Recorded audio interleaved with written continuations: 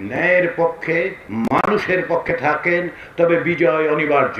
গণভোট হচ্ছে সেই দরজা, দেশের চাবি দিয়ে সেই দরজা খুলুন, সামনে বাংলাদেশের সম্ভাবনাময় ভবিষ্যৎ। আপনি পুরনো ব্যবস্থা বহাল রাখতে চান না নতুন করে দেশটাকে গড়ে তুলতে চান? এইটাই প্রশ্ন। নতুন করে গড়ে তুলতে হলে আপনাকে বলতে হবে, কেবল আপনি বললে হবে না, অন্যদের বুঝিয়ে বলতে হবে।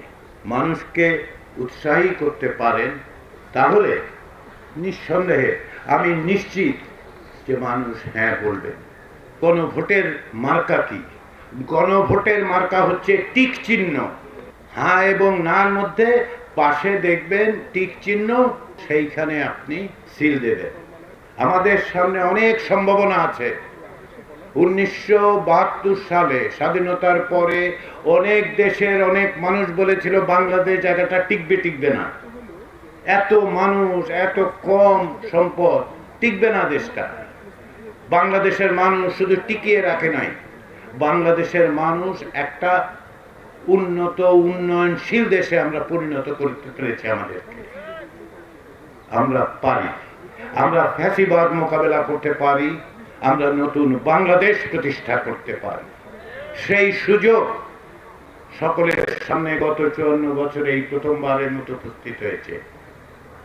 আসুন আমরা সকলকে উৎসাহিত করি, নতুন বাংলাদেশের দিকে যাত্রার একটা শুভ সূচনা করতে পারি।